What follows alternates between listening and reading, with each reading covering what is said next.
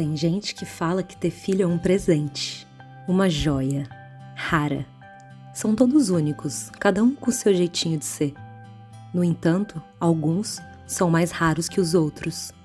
E filhos que nascem raros forjam famílias mais raras ainda. Essas são as suas histórias. Na verdade, tudo começou quando eu tive um menino com distrofia muscular. Isso fez com que eu mudasse todo o rumo da minha vida.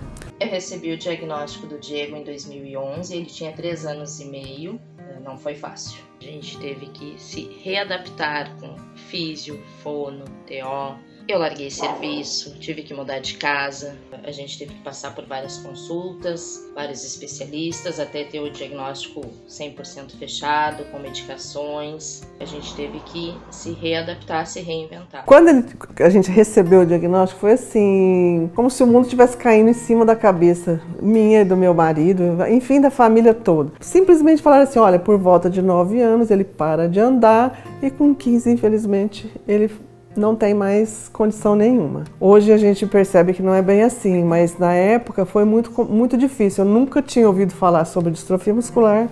A distrofia muscular de Duchenne é uma doença genética, progressiva, degenerativa, incapacitante e potencialmente fatal.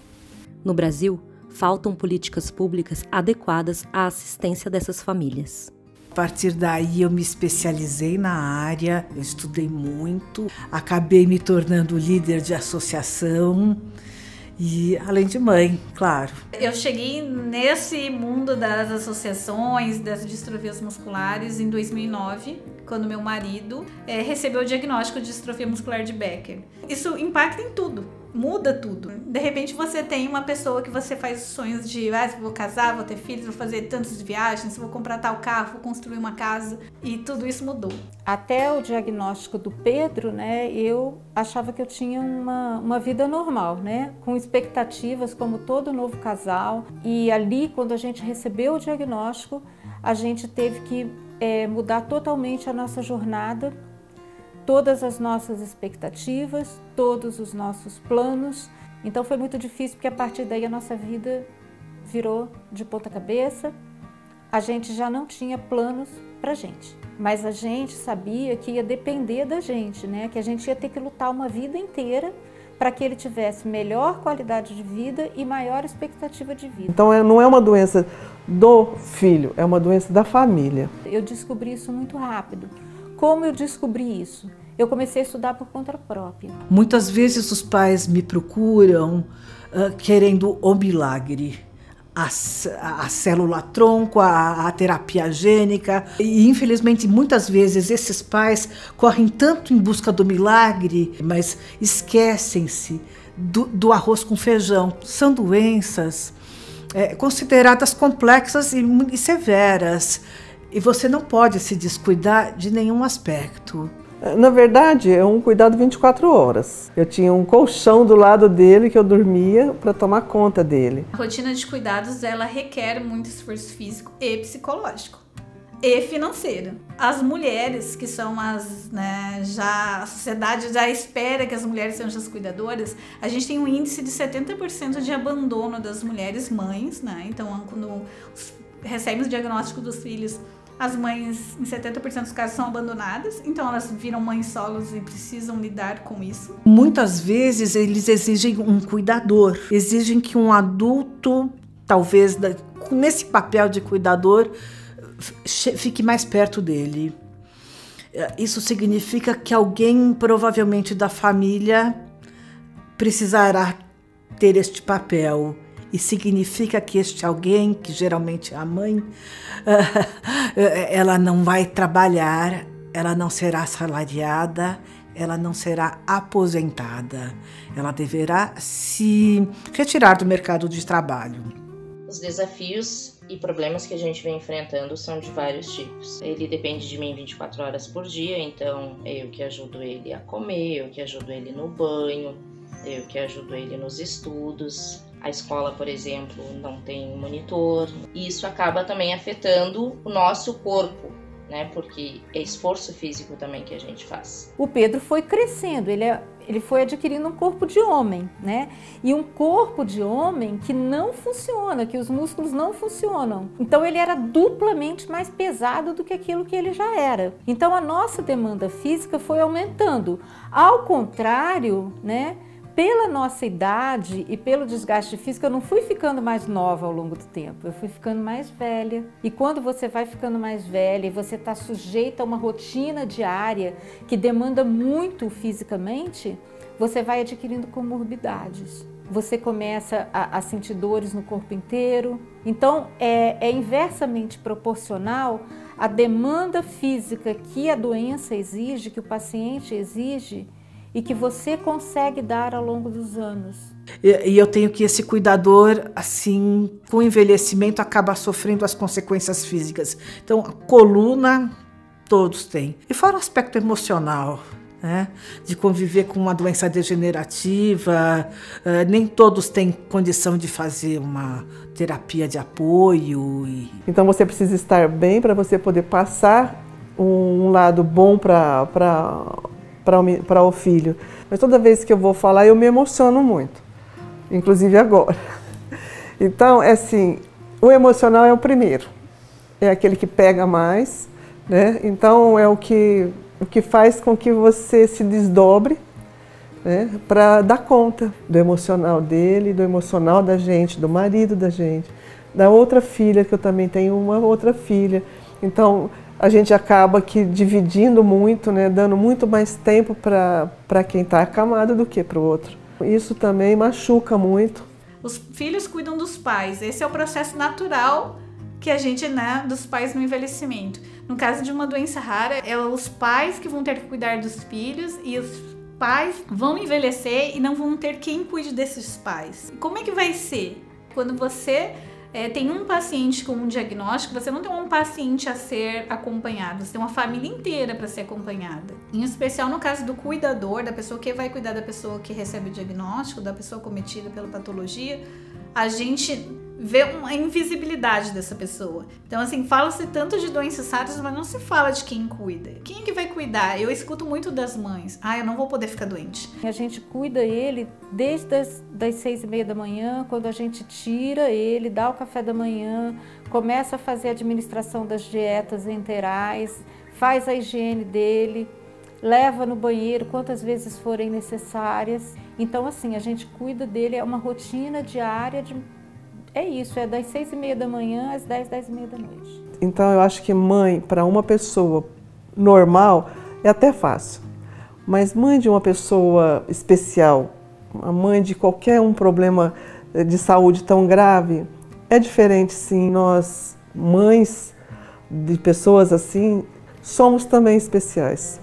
Eu e o pai dele, a gente não vive a nossa vida. A gente vive a vida do Pedro. Nós só podemos ir nos lugares que o Pedro consegue ir, ou melhor, conseguia, porque agora ele está com dificuldade até para sair de casa. Eu não tenho amigos, amigas, porque eu não tive tempo na minha vida para cultivar amizades. Eu tenho um outro filho mais velho, que já, lógico, continua a vida dele, seguiu, que é casado, que mora no outro estado. E eu falo que essa é uma das partes mais difíceis, porque eu não convivo com o meu outro filho como eu gostaria de conviver. Eu não participo da vida dele como eu gostaria e me assombra muito o fato de que um dia ele vai ter filhos, eu não sei como eu vou fazer para conviver com os meus netos. São coisas que isso afeta o emocional da gente, a gente tem que lutar contra isso todos os dias. Todos os dias a gente luta contra isso e contra a gente mesma. Na verdade, todos são desafios. O financeiro fica muito mais comprometido, né? E depois, com o passar dos anos, agora com a aposentadoria, ficou mais complicado ainda.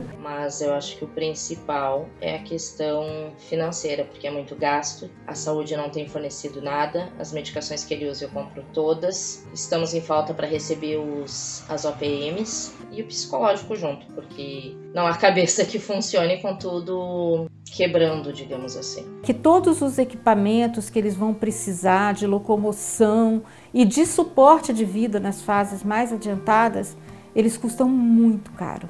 Eles custam muito caro. Os meus boletos são os mesmos boletos que chegam para outras pessoas, mas as condições que são dadas a mim não são as mesmas que para as outras pessoas. E aumento de custo de medicações, aumento de custos de reabilitação. Eu posso precisar de fonoaudiologia, porque eu posso ter uma outra comorbidade, eu posso ter disfagia, eu posso ter uma desorganização no meu dente, eu preciso, porque eu tenho uma doença neuromuscular, eu preciso usar um aparelho dentário. Ela pode ter uma alteração, uma dificuldade escolar, e essa dificuldade exige também um suporte escolar, exige um pedagogo, um psicopedagogo, uma cadeira de rodas. E essa cadeira de rodas, não esqueça que eu estou falando de um ser em crescimento. A órtese, que uma órtese custa mais de R$1.000, ela muda todo ano porque a criança cresce. Então a gente gasta só com a medicação dele mais ou menos uns R$1.500 por mês. A dieta integral vai mais uns R$500 por mês. Então isso é o de rotina, de você manter. Aí chega as fases mais adiantadas, R$18.000 numa cadeira de roda, R$40.000 num Trilogy, R$45.000 num Coffee Assist. Isso é caro. A manutenção, esses equipamentos precisam de manutenção. As máscaras têm que ser trocadas de 6 em 6 meses. Uma máscara de um Trilogy, ela custa no mínimo de R$500 a R$1.000. A gente não tem uma política pública que ajude, a gente não tem, financeiramente é muito difícil, você não tem como pagar um cuidador 24 horas. Ele vive, a partir de um certo momento, exclusivamente para aquele cuidado, que devia ter alguma regulamentação profissional ou alguma coisa de apoio para essa família. E quando mais a pessoa está debilitada, mais precisa de ajuda e menos a gente consegue ajudar na parte física do cuidador, né? Da gente que está cuidando. Então tudo depende do SUS. Então eu acho assim que deveria ter esse tipo de cuidado, né, com os pacientes e com os familiares, né, para ajudar que isso se resolvesse. Como cuidadora, não vejo nada que o governo faça para me ajudar. É eu que tenho que me virar nos 30. Eu me sinto desamparada, eu me sinto despreparada. Se eu tivesse dinheiro, por exemplo, para pagar um 8 cuidador, eu não estaria com vários problemas de saúde, vários problemas de coluna, ele estaria melhor assistido, então o nosso dia a dia é complicado. Muitas vezes a gente depende de ajuda de terceiros para conseguir levar, conseguir se manter. Então quer dizer, eu vou ter que ser obrigada, porque eu não tenho uma condição financeira por conta de uma patologia, a passar uma necessidade ou ter menos que as outras pessoas. Então a política vem sendo pensada para isso, por equidade. Um aparelho Trilogy hoje, apesar de estar previsto na legislação, os estados e os municípios são pouquíssimos no Brasil que regulamentaram essas legislações. Então tudo que eu tive que conseguir para o Pedro foi na justiça. Do processo de judicialização, gente, ele tem duas coisas que são extremamente negativas. Primeiro, ele é doloroso e moroso para a família, porque a família é cuidadora. Para conseguir isso, você tem que tirar várias certidões, você tem que ir em várias instâncias, conseguir várias documentações, são laudos médicos para provar que você tem direito, faz jus à lei. E quem paga isso, mesmo que você faça isso através da Defensoria Pública, alguém está pagando por isso. E quem paga por isso? Toda a sociedade. Esse custo que você tem desse processo de judicialização, esse custo ele é dividido por toda a sociedade. Então todo mundo paga por isso. É tudo muito difícil. Então, e são poucas as pessoas que têm condição de manter isso de outra forma, de ter funcionários, de ter gente que ajude. Então a gente precisaria realmente de pessoas que nos ajudassem, né? Que o nosso governo pudesse nos ajudar nessa hora, né, de termos cuidadores pagos pelo Estado. Falar que se custa caro, não se custa caro. O que custa caro, na verdade, é demorar o diagnóstico, porque daí você vai ter um paciente um processo mais adiantado, você ter o comprometimento de toda uma família nesse meio tempo, né? E quanto mais tempo você demorar para intervir numa pessoa com doença rara, mais custo você gera. Então é muito melhor você trabalhar ali, diagnosticar mais rápido, intervir mais rápido, trabalhar toda a família e ter todos produzindo. Isso é mercado de trabalho, isso é sociedade, isso é circular capital, sabe? Se é o mundo que quer pensar em dinheiro, isso é fazer dinheiro. Ou pelo menos deixar de gastar dinheiro, né? Ou com que não deveria ser gasto, é otimizar. Porque os anos passam, os cuidadores envelhecem, a doença progride e o paciente torna-se cada vez mais dependente. Essa mulher fica anos e anos fora do mercado de trabalho, sem uma aposentadoria, sem um benefício, sem tirar férias, sem 13º. E esse é um custo muito grande para a sociedade. Então a sociedade deveria repensar no papel de um cuidador, assim, como esse cuidador pode ser gratificado nesse cuidado especial, esse cuidado além que a pessoa é obrigada a ter. Chega a ser um sonho, utópica, mas a gente tem que pensar e a gente tem que começar a construir. Então, partindo da invisibilidade, né? Parar de pensar a patologia, a doença, e pensar que existe um outro mundo além disso. A verdade não é que a doença rara seja simplesmente invisível dentro da sociedade. Eu acho que ela é um tabu dentro da sociedade, entende? É porque ela foge do padrão. Tudo que foge do padrão é um tabu dentro da sociedade. Então, o paciente ele não custa caro, né? O custa caro desídia, omissão, ignorância. O paciente em si não. Ter ele bem cuidado, ter o ser humano bem cuidado, um ser humano que vai produzir mais e melhor. Então, assim como a gente tem uma crítica à homofobia, uma crítica à intolerância racial, a gente começa a ter também olhos abertos para aqueles portadores de deficiência. Então, eles são pessoas que têm a deficiência, mas eles são pessoas. E eu tenho por mim que essa epidemia de Covid, com esse esquema muitas vezes online, ela abriu caminhos.